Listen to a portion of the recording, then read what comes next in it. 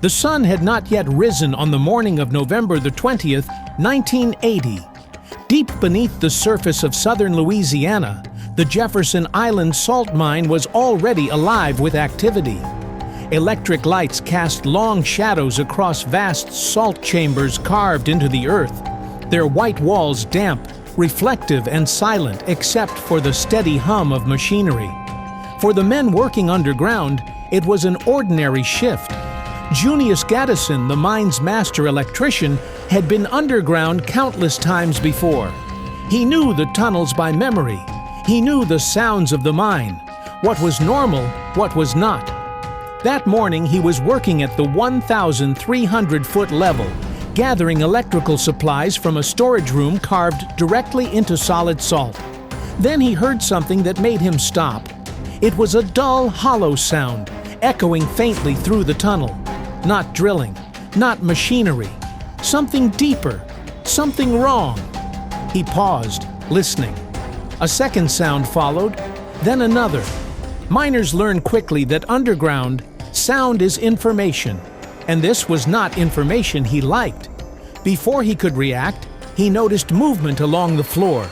A thin stream of dark, murky water was creeping through the tunnel, spreading outward in silence.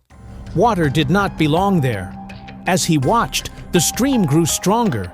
Fuel drums stacked near the storage area began to shift, nudged forward by the current. In that moment, Gaddison understood exactly what was happening. The lake above them was pouring into the mine. Without hesitation, he shut off power to the lower levels and triggered the emergency evacuation signal.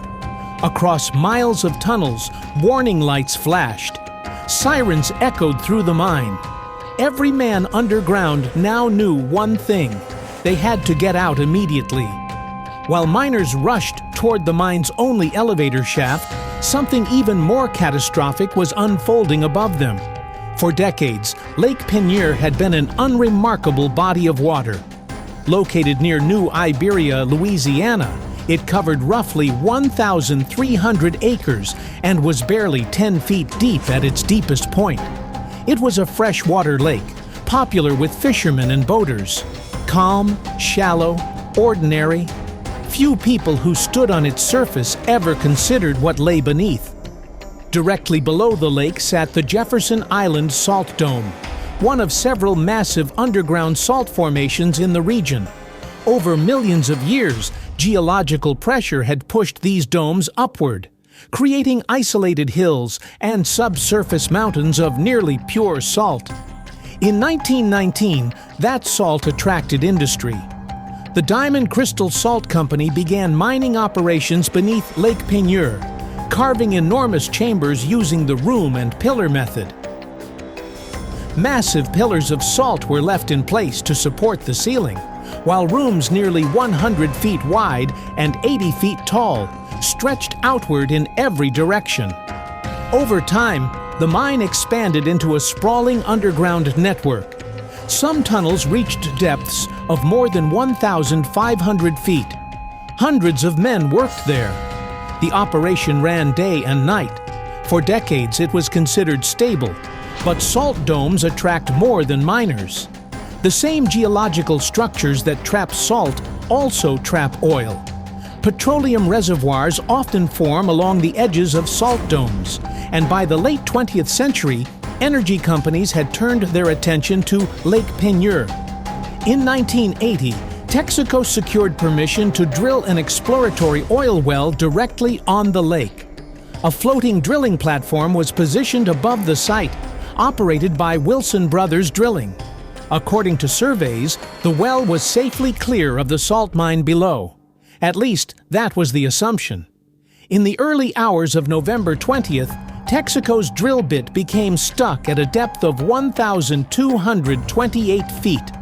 This was not unusual.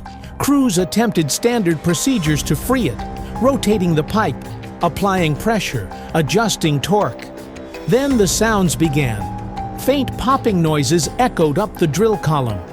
The platform shifted slightly, almost imperceptibly at first. By 6:30 a.m., the rig was no longer level. Concerned, the crew abandoned the platform and headed for shore. At 7:25 a.m., the lake gave way. The drilling platform suddenly lurched and tilted sharply. Steel cables snapped. The structure groaned under forces no one had anticipated. Then, impossibly, the entire rig began sinking into the lake. This should not have been possible. The water beneath it was only 10 feet deep, yet the rig disappeared completely. Moments later, the lake itself began to collapse. Water rushed toward the drilling site, spiraling downward into a growing vortex.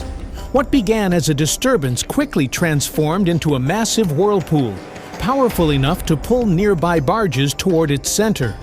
One by one, 11 barges were dragged in and swallowed. Along the shoreline, the ground began to fail. Trees tipped sideways, their roots exposed for seconds before being pulled underground. Entire sections of Jefferson Island collapsed into the void. In total, more than 60 acres of land vanished. And beneath the surface, inside the mine, the situation was deteriorating rapidly. Salt mines are uniquely vulnerable to water. Unlike stone or coal, salt dissolves. The moment water entered the mine, the very pillars holding the ceiling began to weaken. At the lower levels, water surged through tunnels like a river. In less than a minute, trickles became torrents. The roar was deafening. Visibility vanished. Miners ran through rising water, gripping walls and each other to stay upright. Conveyor belts were abandoned. Vehicles were left behind. The only goal was the elevator shaft. On the 1,500-foot level, Foreman Earl Dundas realized how little time they had. He shouted warnings, herded men toward the shaft, and turned back repeatedly to make sure no one was left behind. Above them, the elevator cage descended one last time. As water climbed higher, salt crumbled from the ceiling. Debris rained down. The shaft trembled. When the final group reached the cage, Dundas was the last man inside. He slammed the gate shut as water surged into the chamber behind them. The elevator rose just as the lower levels disappeared completely. All 55 miners escaped. Above ground, the disaster continued. As the mine collapsed, trapped air was forced upward through shafts, erupting into a geyser that shot water and debris more than 400 feet into the air. Windows shattered miles away. Then came the final shock. The Delcambre Canal, which normally drained Lake Peigneur into Vermilion Bay, reversed direction.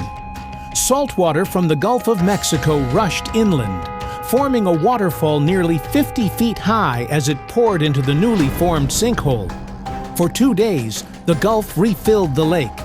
When the water finally stabilized, Lake Peigneur was no longer a freshwater lake. Salt water from the Gulf of Mexico rushed inland, forming a waterfall nearly 50 feet high as it poured into the newly formed sinkhole. For 2 days, the Gulf refilled the lake. When the water finally stabilized, Lake Peigneur was no longer a freshwater lake. It was now a deep saltwater basin, more than 200 feet deep, the deepest lake in Louisiana.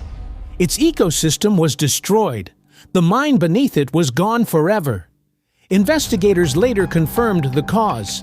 Texaco's drill had punctured the mine, allowing the lake to rush in and dissolve its supports.